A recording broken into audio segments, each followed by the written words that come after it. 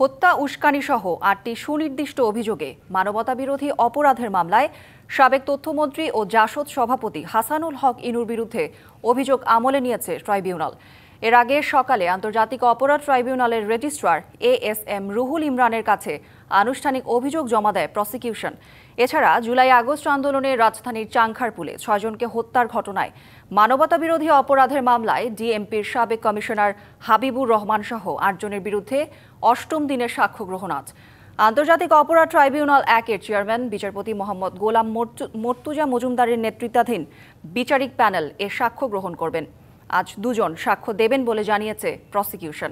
আর tribunal ২-এ হবে আশুলিয়ায় ৬ জনের মরদেহ পোড়ানোর মামলায় ৬ষ্ঠ দিনের সাক্ষ্য গ্রহণ।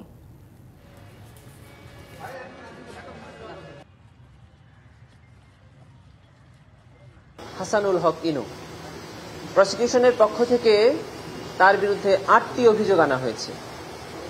এই ফর্মাল চার্জ ৩৯ পৃষ্ঠা সম্বলিত।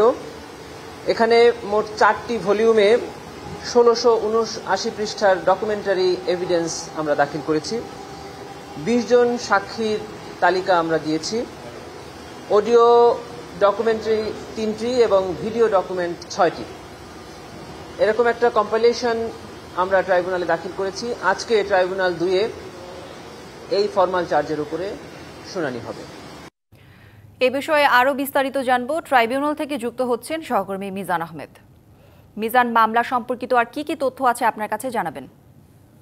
কৌরি, যেমনটি প্রসিকিউটর গাজী এমএস তামিম জানাচ্ছিলেন, ট্রাইব্যুনাল 2-এ কিন্তু সেই আনুষ্ঠানিক অভিযোগ গঠনের শুনানিটি কিছুক্ষণ আগে শুরু হয়েছে এবং এরই মধ্যে বিচারপতি নজরুল ইসলাম চৌধুরীর নেতৃত্বাধীন আন্তর্জাতিক অপরাধ ট্রাইব্যুনাল 2 রাষ্ট্রপক্ষের যেই আনুষ্ঠানিক অভিযোগ, সেই অভিযোগ কিন্তু আমলে নিয়েছে। আমি বুঝি নির্মাণের শিল্প, সালাম স্টিল বোঝে ডিউরেবিলিটি। সালাম স্টিল, মোস্ট ডিউরেবল স্টিল। এর পাশাপাশি একটি বিষয় আপনার মাধ্যমে দর্শককে জানাতে চাই, এই মামলায় প্রথমবারের মতো একটি ভিন্ন ধরনের ঘটনাস্থল উল্লেখ করা হলো এবং এ বিষয়ে আমাদের প্রশ্ন ছিল, কারণ এই মামলায় অপরাধের ঘটনাস্থল হিসেবে সমগ্র বাংলাদেশের পাশাপাশি ভারতের মুম্বাইকেও উল্লেখ করা হয়েছে এবং সেই বিষয়টিতে কিন্তু একটি প্রশ্ন ছিল গণমাধ্যম কর্মীদের প্রসিকিউশনের কাছে এবং প্রসিকিউশন যে উত্তরটি দিয়েছে সেটি হচ্ছে, ভারতীয় একটি গণমাধ্যমে সাবেক তথ্যমন্ত্রী তার সাক্ষাৎকারে আন্দোলনকারীদের জঙ্গি বলায় যে উস্কানিটি দেওয়া হয়েছিল, সেই উস্কানির কারণে যে ভারতীয় গণমাধ্যমের সেই অফিস মুম্বাইতে থাকার কারণে এবার কিন্তু এই মামলায় অপরাধের ঘটনাস্থল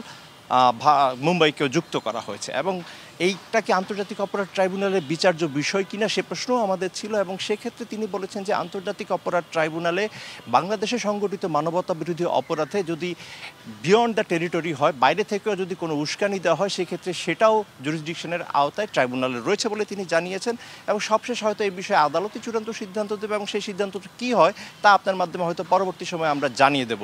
আরেকটি তথ্য আপনার মাধ্যমে জানাতে চাই, এরই মধ্যে কিন্তু চাংখারপুলের মামলার যে শুনানি, সেই শুনানি কিন্তু শুরু হয়েছে আর এই ইনুর বিষয়ে পরবর্তী একটি তারিখ নির্ধারণের পরই কিন্তু এখানে আশুলিয়ায় যে 6 মরদেহ পোড়ানোর মামলা, সেই মরদেহ পোড়ানোর মামলার 6ষ্ঠ দিনের সাক্ষ্যগ্রহণ শুরু হবে এবং এই সাক্ষ্যগ্রহণের পরই কিন্তু এই মামলার বিস্তারিত তথ্য পরবর্তী সময় জানিয়ে দেওয়া যাবে। তো ফিরে যাচ্ছি স্টুডিওতে, করি আপনার কাছে।